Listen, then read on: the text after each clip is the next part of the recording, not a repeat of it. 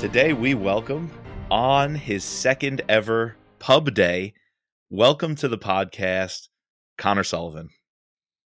Thanks for having me, guys.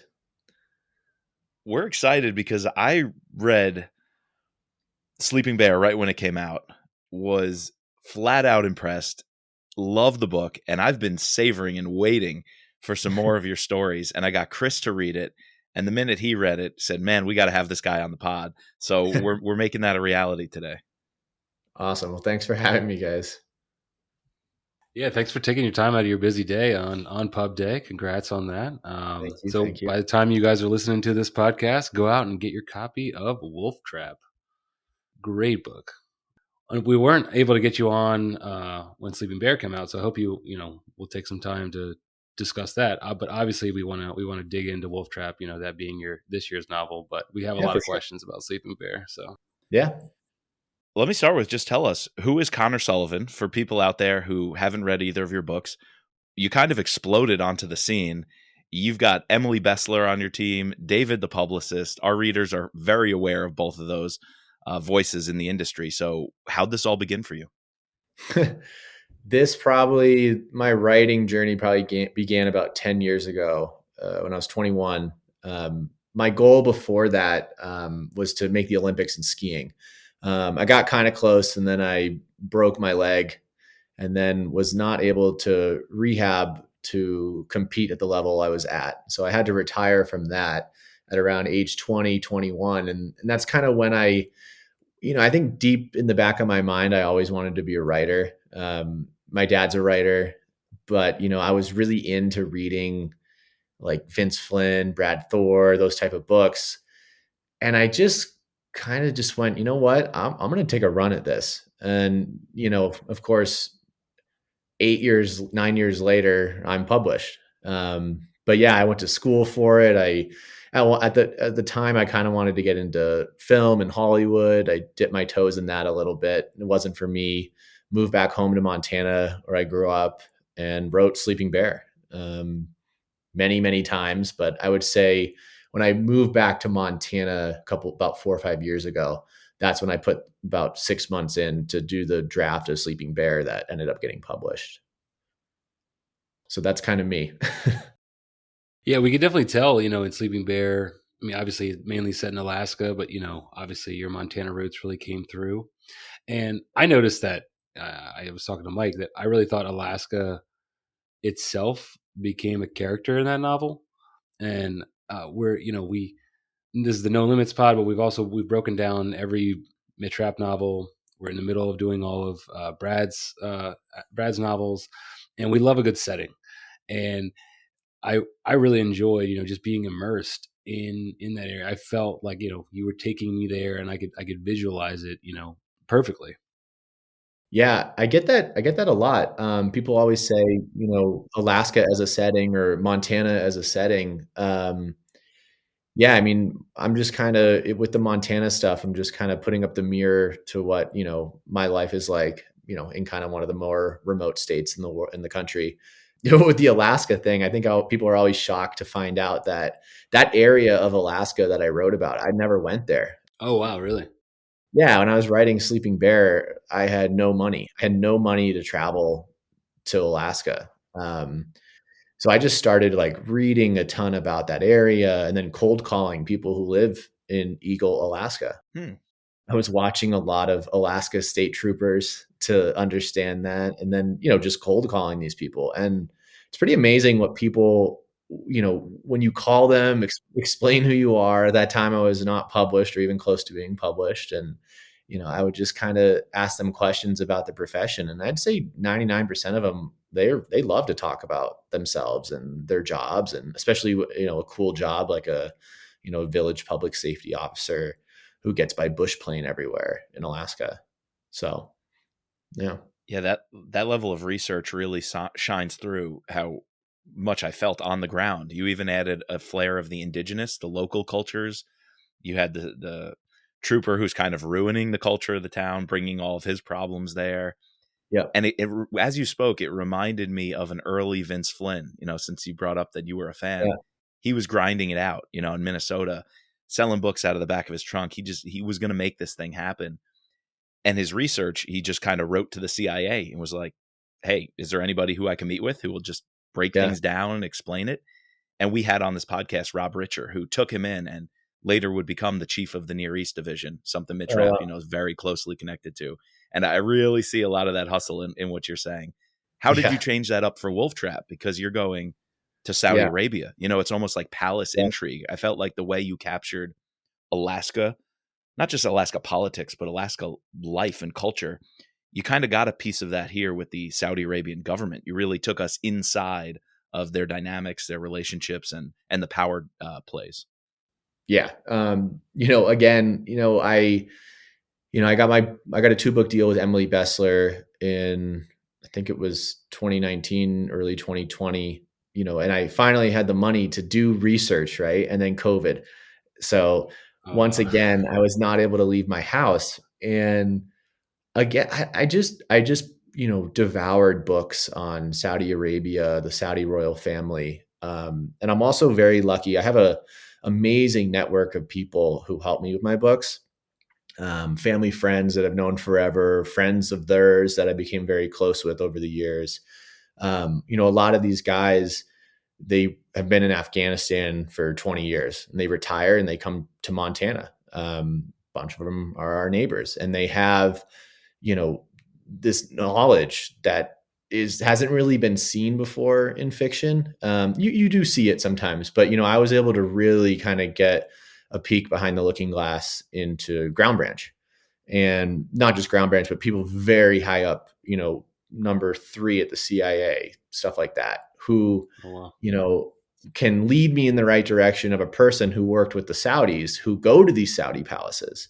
So I'd always kind of put in these little Easter eggs into what some of my friends have experienced at a Saudi palace. I don't know if it made the final cut of Wolf Trap, but there was a couple sentences about, you go into one of the big palaces and you're in the most, amazing room you've ever been in. And, you think you're going to get served the best meal in the world. And the Saudis are notorious for when they invite Americans, they'll get like 1,000 Big Mac, from flown in from McDonald's, and it's just McDonald's. And they're like, look who we got. And, all these high level American diplomats or, CIA guys would be like, okay, thank you. Like, so it's just little things like that. That I, kind of like to latch onto and put in my books. To follow that up, something else you've put in both books is this firm connection, not exactly a one-to-one with reality, but very close hints. I mean, as I think through it, you had a Khashoggi style character here, even a name that was similar. Yeah. You've got a crown prince kind of reminding me of MBS. Mm-hmm. You even got a Joe Manchin type of character, this West Virginia politician. Mm-hmm. I feel like you're making some really, really close analogies here to the real world. Is that something you've done purposefully? Has that just come through your writing? Or were you doing, I feel like you were doing it consciously. I mean, you even had Putin, in book 1, Putin in a bathrobe. Yeah. Yeah, with the sleeping bear, with the Putin thing. Yeah, that was definitely something I put in. I actually had to tone that down a lot. Really? Okay. Emily was like, look, we don't want you getting poisoned. So yeah, that scene, I did change that to make it more palatable. But it was still pretty funny. It was good. It was good. Yeah. We got the point. Yeah. In terms of Wolf Trap, and I would say that every single event that happened in Wolf Trap is based on a real event that I've heard on the news, but mostly through my network of friends. The craziest thing that you wouldn't think is real happened. And I think, and I always, someone would be like, well, that seemed kind of outlandish. Like, how could you, shoot a dead body and make it look real? Well, that was real. That was based off of something my friend did and had to do. So, and then the Khashoggi, I wanted to write, about the royal family and their corruption, what they're doing. At first in the early drafts of it, I didn't even change their names. It was the people. It was Khashoggi. It was that. And then Really? and then I changed it because I was like, I don't want to get, whacked. So I just, Wow. I had to change their names, and then I kind of took what happened and then extrapolated it. Like, what would happen if Khashoggi lived? What if they were able to get to him a couple days before? Um, so I just kind of I took reality and I tweaked it a little bit and I extrapolated, it, and I made it kind of a little bit bigger than life in certain spots. But yeah, definitely did it on purpose. So I thought so. yeah. Yes, I wanted to ask you, both of these are standalones, and that kind of makes you, I don't want to call it outlier, but just a little bit different. I guess where, especially in this thriller genre, people tend to write series. Was that like a conscious thing that you wanted to do, or did you want to write a novel? Because we could have more Cassie and Papa Gale, like that More end Gale. scene in in Sleeping Bear. I assumed we were going to get more of them, but what was your thought process for that? Yeah. So with Sleeping Bear, that was just a weird idea that came to me. The concept was so kind of outlandish, and I wanted to just try to make it seem as plausible as possible. Sure. The Brian Rome character in Wolf Trap, I've had that character in my head for 10 years. And at the time it was like a Navy SEAL. He was like a Navy SEAL, and then all that kind of got really, you know there's a lot of that going on right now with, Jack Carr is a Navy SEAL, Brad Thor. So I wanted to do something a little bit different. And I always wanted to write this book. So I knew when I finished Sleeping Bear, I was going to take a stab at, this character in a completely different standalone. And I am writing a sequel to Wolf Trap right now. About halfway done with that. So I will be doing, hopefully, a series with the Brian Rome character. Is if people are buying it, I'll keep writing it. And writing Sleeping Bear, I never intended it to be a series. I just thought it was going to be a standalone. I mean, you guys have to understand, when I was writing Sleeping Bear, I thought I had a better chance of like winning the Powerball than getting it published. So it wasn't Yeah. like, there was nothing in my head of like, oh man, the sequel. No, it was just, I'm going to write this thing. No one's ever going to see it. It's going to go in the bottom of a drawer or whatever. So I was just very lucky with that. But, that being said, I think I will eventually write a sequel to Sleeping Bear. I just have to figure out, what I'm going to write about, so. Right. No, I almost appreciate that, just wanting to tell a good story, and you could tell that you had a good story, and you weren't worried about this, universe. We live in the world of IP right now, and it's all Yeah. about, what can we, dollars. How can we? I mean, obviously, I'm very interested in this Rome character going forward, so I'm going to keep buying your books. But I just appreciated, just the telling of a good story. I don't often see that now, especially in this genre. So. Oh, well, thank you. Yeah. And I think, I did want to try to do two different standalones for my first two books. I have not really seen that in the genre ever. Right. Um, No. so we'll see if it works. Yeah. And something Chris brought up to me when we were talking about the books, and we were both at first like, whoa, wait, this is a standalone. It's not book two. Mhm. And we were kind of like, well, that makes it very accessible. Sometimes if you're trying to introduce a reader to Scott Harvath and they're like, whoa, there's 20 whatever books, where do I even begin? It could be a barrier, or it can seem overwhelming. It's kind of cool that you have these different stories. Hey, what are you into? If someone's into more female protagonist, Army Ranger, kind of Mhm. family dynamic, go there. Or Brian Yeah. Rome, kind of someone dealing with a lot of personal struggles, who kind of isolated himself. Mhm. You're kind of you're throwing a lot at the wall, seeing what sticks. A lot of it is sticking, and that's going to allow different entry points for different types of readers. Yeah. I hope so. Yeah. Yeah. Although I see some similarities now that I think about it. Cassie Gale also was kind of going off onto her own. You talked about doing something different. I feel like something else different you've brought to the genre with both characters. They're kind of loners, and Mm. there's a lot of solitude in each of them. And sometimes that's very healthy. Sometimes it is unhealthy. And you've kind of been playing with that idea. Is that something in your storytelling that just comes naturally? Is it something you identify with? Because both characters They wanted to escape, in a sense, not just escape the bad stuff, but even escape was their therapy, with Cassie going out on this trip. Was that something you're aware of? And because that really came through in your writing. That's interesting. I've never had anyone kind of put it like that. That might be coming from, me in my life. I mean, I kind of left Hollywood to go, shack up in Montana and write books, and I kind of just put everything into it. I didn't have a backup plan. It was just this. So maybe that was, and I did, I really cut down on my social life, and I really put a lot of time, into learning the craft. So maybe that's some of it.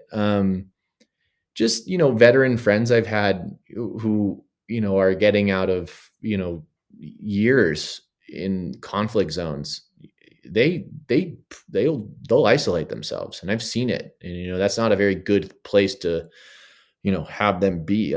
They need help a lot of the times. And so I think that isolation had to do, with my life and a little bit what I was seeing, some of my friends go through. But yeah, I could see that. Yeah. It takes on that personal level, that empathetic level, for Yeah. sure. I guess just to follow up on that, like, what would you say makes a Connor Sullivan book? Like, what does it got to have to be a Connor Sullivan book? I don't even know if I know that yet. I feel like Connor Okay. Sullivan doesn't really know what he's doing yet. He's Fair just enough. throwing things at the wall, seeing what's sticking. I would say right now it's just my research. I research so much, and to the point where it's like pretty much just high level procrastination of not writing. But I think that when I decided to write in the genre, I went back. I mean, this is probably 7 or 8 years ago when I decided to go into the genre. I went to Barnes and Noble and I bought every paperback I could of, Vince Flynn, the Brad Thors, everything. And I just kind of just went page by page, making notes with a red pen for months of like, what's here, what's not, what can I add to this, in as a young guy breaking into the genre, because you still want to do it, have it be the same, but you want it to be different. You want to have your own kind of spin on it. And that's just kind of what I did. I just, and whatever that process led me to, and I guess that put me here. So the process is working. Trust the process, as they say. So we like a good cover on this book. I got to be honest. A big part of our podcast is we like to not judge the book by the cover, but judge the cover by the book. Yeah. And I think all three that I've seen, because I've seen 2 covers for Sleeping Bear. I'm not aware if there's any more, but those are rock solid. The Wolf Trap one is awesome. I'm vibing with all of them. Like, can you tell us how much input you had on that? What was it like when you first saw the designs and the mock-ups? Were you overall satisfied with how these came out? Oh yeah. I love every single cover they've given me. I have had zero say in everything that has been done. Okay. I have not. Trust the process. Trust the process. I haven't even been able to name one of my books. That's all Simon and Schuster. So the names too, really. Yeah, I'm 0 for 2 on that. They didn't like any of my names, which is fine. But yeah, I really, I love the blue cover on the paperback of Sleeping Bear. Yes. I kind of wish that was the, original one, because when they showed me that, I was like, that's incredible. Like, that's an incredible design. And then with Wolf Trap, I loved it. It wasn't actually until I got the hardcovers a couple of weeks ago of Wolf Trap that I noticed that some of the wolves are just floating in the snow. There's no prints behind them. So I wish I would have caught that. I never caught that. And I haven't had anyone catch it either. But if you look really carefully at the tracks going through, oh yeah, there's bear tracks heading up, and that's kind of an homage to Sleeping Bear. There's wolf tracks and then a set of bear tracks heading up, which I thought was pretty cool. Man, I mean, the shadows too are a nice touch, because the shadows make you think they're really there, where if you're missing a detail like the tracks in the wrong place, it doesn't even matter. Yeah, because the shadows make it look real. Yeah. But yeah, I, love the Wolf Trap cover. I think it's so great. So I guess you kind of touched on something that, we asked this question, almost everyone we've had on, but you're the first one to like sort of be honest with us. But what sort of goes into that process of like naming a book? Like you come and say, this is what I want, and they're like, I like this one instead. Like, how does it work? Um, And it happened to Vince Flynn. His first book, Term Limits, he had a god awful title for, yeah. and it was before he published. I think it was Friends or somebody was like, "There's no way you're using that title." I think it was Stand Up for Your Rights or something. His first book, Yeah, Oh that's what it yeah, was that's not called. good. and they were like, "No way." Oh, that's so funny. Yeah, for Sleeping Bear, I didn't even have a title, I think, when I sent it in to my agent. I was like, I can't figure out what like what this could be called, because I mean the book like kind of invades multiple genres, and I just didn't understand. And then my agents came up with Sleeping Bear, and I thought that was just genius. And then I went back and kind of incorporated the new title into the book a little bit. And then with Wolf Trap, I I had a completely different name for it based off the name of the operation that was being carried out. And then Simon and Schuster kind of gave like the no on that pretty quick once I handed them the manuscript. And then that was right. So they were like, it's going to be called Wolf Trap. And I kind of just like blinked and I was like, there's no wolves in my book. And they're like, well, you better get to rewriting. So Put I him in put some there. wolves in my book. That works though, because judging a cover by the book, we always say it has to relate to the setting and a scene. And I didn't see this connection until you brought that up. I'm now Mhm. feeling like I'm Brian Rome. I'm on that ledge. I'm having that bird's eye view down at the wolf pack, and looking at this cover now, I'm kind of freaked out because I didn't think about it that way. And it Yeah. goes back to this idea of that I said it's almost like a psychological thriller with what he's going through, with the depth Mhm. of emotion you take us to. Mhm. Were you going for a psychological thriller? Because when we're in Brian Rome's head, it's really captivating. Yeah, I mean, that's one of the things that I really, when I was studying the genre, one thing I really noticed were a lot of cardboard characters, Mm. not a lot of what's going on in this person's head and why. So, I wanted to take a stab at kind of doing more of a deep dive into having a little more well-developed characters. Most of the characters in my book are based off of real people that I either know or, that are on the news. So I was able to really dive into the Cassie Gales and Sleeping Bear and Jim Gales, and then the Brian Rome character in Wolf Trap. But yeah, I definitely wanted it to be more well-rounded. Nice. This is great. Just a sort of a side question. What were you doing in Hollywood? On your online, it said you were reading Yeah. screenplays. Is that, yeah? Yeah. So I was a script reader. I worked for Warner Brothers, and my job was to sit in a room when I wasn't covering a desk. So covering a desk is you work for like a producer or director or whatever. You just answer phones and you're in charge of the schedule. It's a miserable existence. I knew I wanted to be a writer, so I kind of took even a lower rung position just to read scripts. So for a couple of years, I just sat in a room and I read thousands of scripts. And that, I went to school for writing. Looking back on it, I wouldn't say I learned anything that much. You don't need to go to school to be a writer whatsoever. You do need to study the craft and write for years and just deal with, you know, rejection all the time. You know what I mean? Right. So and so my schooling was at Warner Brothers, sitting in a room reading scripts. And because scripts, you can read a script in an hour and a half, could just blow through these things where it takes like 10 hours to read a book. So it was kind of I was able to study the craft of storytelling in a condensed version. So it was like, what works in this script? What doesn't work in this script? How can I translate that into novel writing in terms of the broad story? And that's kind of where if I were to look back on the most beneficial time in my life career wise, it was deep diving into scripts, then transitioning into the genre, and then, having my own twist, putting my own twist on it. Learning on the job. Yeah, for sure. Have you crossed paths with Chris Howdy? I know he just came Of onto the course. scene, I guess around Yeah. COVID. But yeah, we've had him on 3 times, and we like to dig into his screenwriting background Mhm. as a writer in Hollywood and who's produced multiple of his works on screen. And you totally see that come through in his writing. Just Mhm. something with his dialogue and his crisp maneuvering through the plot. It almost it grips you and it forces you forward just because it's almost like you're reading a Yeah. movie script. Mhm. And I feel like your books, it's a slight different lesson you learn from those screenplays. I'm wondering about these mysteries that you set up for us. Like in TV or movies, it's always a mystery box. There's that Mhm. one thing the audience doesn't know, and that's Yep. what keeps you on the edge of the seat and drives the plot.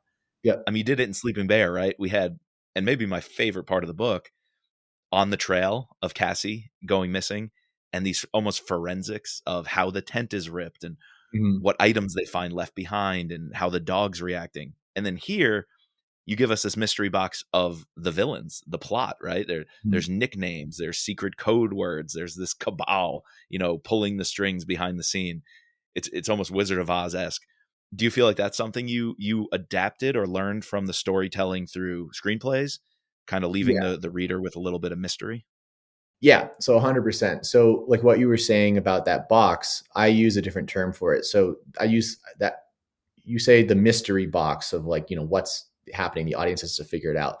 I call it the question tool. And that question tool serves as a vehicle for, your book or your screenplay. So I always like to, take my favorite book, which is Dennis Lehane's Mystic River. Have you guys read that book? Very good. Didn't read it, saw the movie. Yeah, I suggest reading that book. The It's a movie's better amazing. book. Yeah, Yeah, the the book. I movie's mean, really good, but yeah, the movie's one of my favorite movies. But like that book, man, there's something about that book. So if you were to dissect that book, which I have many times, the vehicle, the question tool is who killed Sean Penn's daughter, right? Who killed Katie Marcus? And that whole time they're bringing you along for a ride. That mystery box is finding the girl's death. Gillian Flynn, who wrote Gone Girl, studied Mystic River, and then she wrote Sharp Objects, and then Gone Girl. And she said the same. I heard her in an interview say kind of the same thing. She said, when I wanted to write Sharp Objects, I wanted to write about domestic abuse in women, right? And when she was writing drafts of it, she couldn't figure out what the hell her book was about. It was just a bunch of nonsensical violence. And then she went back and looked at Mystic River and said, oh, the vehicle is the question tool, missing girl. And then she went back and put in, essentially the plot of what drives Sharp Objects.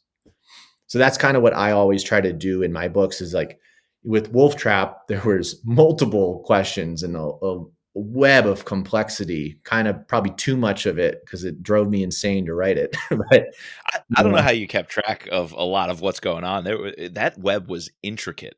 That it was almost really killed me. deep stuff. Yeah, I always joke that you know, I basically wrote Wolf Trap the opposite way that I should have written Wolf Trap. I should have everything laid out, but instead, like an idiot, I had this amazing setup of what was going to happen. I wrote the first third of the book 20 times, thought I was good, and then I had 4 or 5 months left to write the whole book. And I don't know. I mean, I always was talking about a conspiracy in the beginning of the book, and as a writer, you know, the book was due in 4 or 5 months. I didn't even know what the conspiracy was. I had to sit down and write it out, and it was, and I, my brain just made it so complex. It was just a disaster.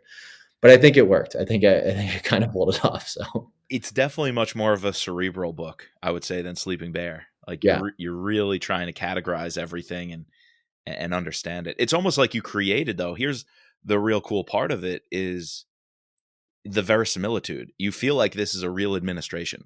You know, mm, every author who does this is going to have a president, going to have director of the CIA, the DCI and a DNI, and you're going to be in the sit room. But mhm. this was the first time I felt like I was in the sit room and it was packed. Usually I'm there with one or two characters. I'm like, Yeah. this can't be real. It's not going to be three people in a room making these decisions. But with you, it's like, this really felt like how it would be. I've got 18 different voices. I've got people, the backbenchers, right, sitting near the door off to the side. Yeah. I've got people running around in the background. I feel like you created a whole administration, soup to nuts. Yeah, I know. And I'm a complete idiot for making it that like when I was writing it, I was just cursing myself. Cause it's like, when you set out to write a book, you have an idea of it, or you have kind of a sense of what you want it to be. And then you then have to sit there, and I call it like chopping wood, like you got to just chop the wood every day. And that's just writing and trying to get the vision in your head on paper, right? That's so hard. And at the end of the day, you just kind of, it's never going to be perfect. It's never going to be exactly what you wanted it to be, but it'll be something kind of close to it. And that's how I kind of rationalized finishing Wolf Trap when I did. But, I will say in the sequel that I'm writing right now, I force myself to write an outline, get it done, figure everything out beforehand. And the writing is so easy right now. It's like kind of panic inducing. I'm like, what am I doing wrong here? Am I going to hit a wall? Like, it's going too well. But I really focus on not having the plot be just bonkers. Like, I really made it pretty dang simple, and I'm focused more on character relationships and character building as opposed to, crazy conspiracy. Yeah. I was just about to ask you, are you a pantser or a plotter? And for this book, you're going more plotter then. I would say I'm both. I Okay. I pants and then I plot when I need to. My dad basically made me outline my third one. He's just like, do you ever want to go back to how stressed you were in the last 5 months of that book? And I said, absolutely not. He's like, just, then figure it out right now before you start writing. So that's what I've done. Learning on the job, like we said. Yeah. So that pantser or plotter, we get to give a shout to the Crew Reviews crew. I'm pretty sure you've been on with them. Is that right? Yeah, I have. Yeah, those are great guys. Okay. We don't have as much bourbon here, but maybe next time. Yeah. Yeah, lessons learned. I can't wait to see what you've got in store for that book. I mean, you took us to Alaska. You took us to Russia. I was quite frankly surprised we went to the Middle East this time. Can you give us a little hint at what's coming in the next one? Yeah, so I will say that it has to do with China. Yes. But the majority of the book takes place in New York City. Okay. Huh. Yeah, I just needed to stop globe hopping so much. But yeah, it's going to take place in New York City. It'll be, more of a domestic type threat. And then it's going to head over to China, and then it's going to get complicated again, I'm sure. When China's in play, it gets very complicated. Yeah. But we've noticed a lack of, it's been touched on some, but it seems like that's such a not easy, but like, an enemy sitting right there to be used as a villain or as a in your novel. And for some reason, I think Brad has touched on it a little bit. But like Kyle's been not willing to go there. Some of the other novels, they're either really focused internally, because of as whatever our nation is right now. But you have this like villain, over just sitting over here. I'm excited that you're going to go there.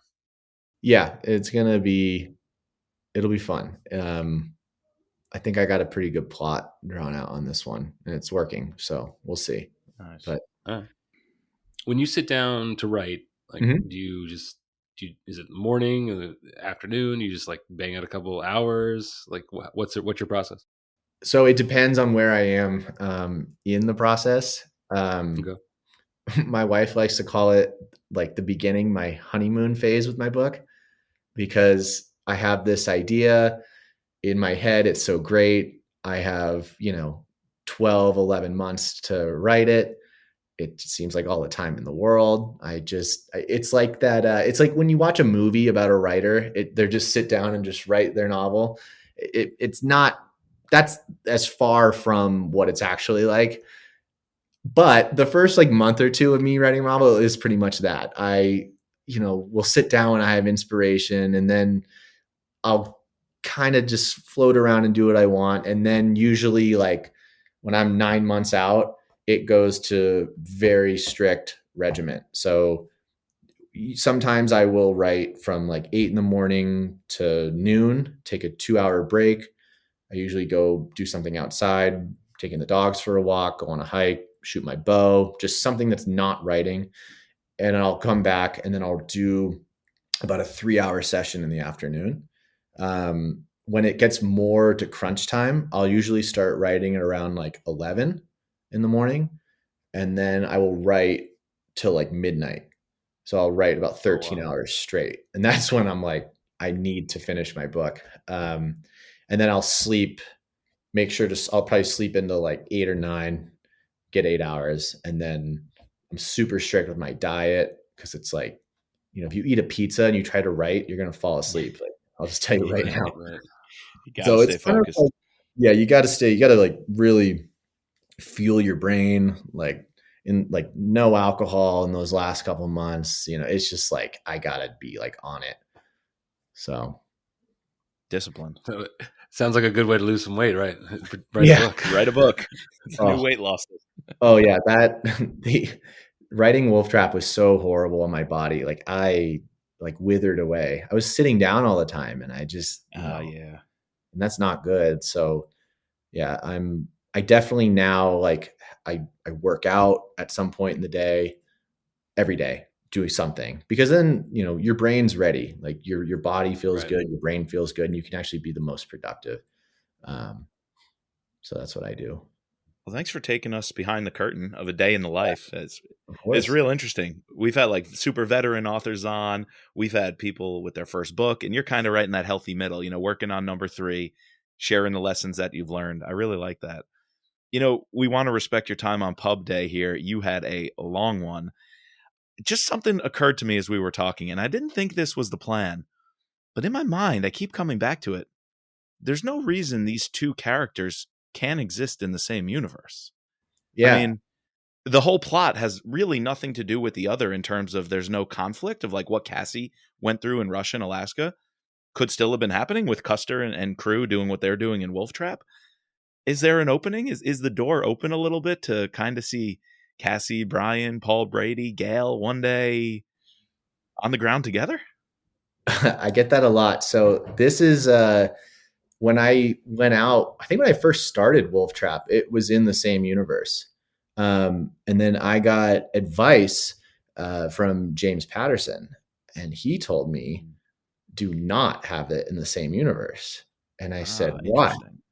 And I said, why? And he goes, all that attention you're getting right now in Hollywood with Sleeping Bear. And I said, yes. And he goes, they cut you a check basically for the option of that book, right? So they cut a check to option Sleeping Bear, and they hold it for 18 or 24 months, and then they pay you again. But in the contract, in every kind of option contract is like this, they want an option to the universe, not the book. Right? So they'll own your other content. So now they're completely different. So now when Hollywood's coming for Wolf Trap, I get paid twice. I get paid for Sleeping Bear and Wolf Trap. Now, if I put one character and they shared a universe, the universe was shared, right, the person who just optioned me owns Wolf Trap. Wow. So Patterson figured that out pretty early in his career. And, he has some hilarious stories of, about that. But he told me to split them up because you're just going to be getting paid more money, for essentially the same amount of work. So wow, it's worked out. It was great advice. That plus your screenwriting background, you can talk the talk about that and really, really understand that advice. Yeah. Wow. Yeah. So it was amazing advice. And I always tell writers to do that.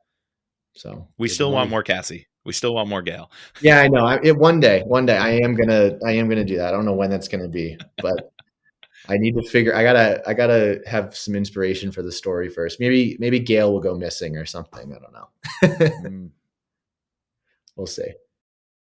All right. Well, we'd like to close out this podcast by asking, what is the last great thing you've either watched, read, TV show? When you have free time, what's the last great thing you've seen? What's the last really good thing I've seen? Have you guys ever read the book? Or I mean, I haven't read the book. I've only seen the TV show. It really flew under the radar. It's called 000. Have you even heard of No. this? No, I heard about it. I wanted to watch it. Yeah. I've had a lot of people tell me to watch it, and I kind of just blew it off because it just looks like, kind of what Narcos is. And I love Narcos, the first couple of seasons of Narcos, but 000 is about the drug trade, but it's about the actual like mules, like the international mules, like on cargo ships. And it's based off of real life. So the guy who wrote the book wrote it, I think it was published a long time ago, like 12, 15 years ago. And I'm pretty sure he's still in hiding from the cartel. Like he can't, because he just really opened the door on it. And they made, I want to say it's on Amazon Prime, but I mean, it really flew under the radar and it's fantastic. I'll have to check that out. Yeah, that sounds good. You mentioned the shipping containers. I read a book about inside the world of international cargo shipping. Mm-hmm. And like, it was nonfiction. It was a journalist. It was a woman who embeds herself with a crew that goes across the oceans. Mm-hmm. There's a thriller novel there. I was reading this journalist's account, this female on one of the ships. It's lawlessness. It's a whole nother world out there. And I'm it's like, crazy. this is ripe for a thriller. Yeah. Yeah. I mean, it was a great show. It was so well done. Me and Chris Howdy always talk about that show together. I feel like we're the only two who've ever seen it, but we really love to talk about that. And the other one I really liked that came out a couple of years ago was it's called Counterpoint or Counterpart. Yes. With J.K. Oh, yeah. Yeah, that was really well done. I like that. Really cool premise. Makes you think. Yeah, very cool. Yeah, I was bummed that got canceled. It didn't get continued. Right. Well, Connor, we had a blast talking with you, and I'm just going to end with two quotes here from people we love on this podcast. As Jack Carr says, Wolf Trap, a must-read thriller from a brilliant new talent in the genre. And James Patterson says, remember the author's name. Our audience will absolutely remember your name after picking up these two books. Thanks for joining us tonight, Connor, and congrats on book number 2. Awesome. Thanks so much for having me, guys. That was a blast. All right. We need to thank our patrons, our special operator, Sherry F., our special agents, Kevin, Daryl, George, Matt, Dawn, Dennis, Peggy, Catherine, Ray, Bridget, Jeff, and Mark. Please subscribe, rate, and review using Apple Podcast or Spotify. You can find us online at thrillerpod.com or on Twitter and Instagram at thrillerpodcast. And as always, just like Gail, be Gail.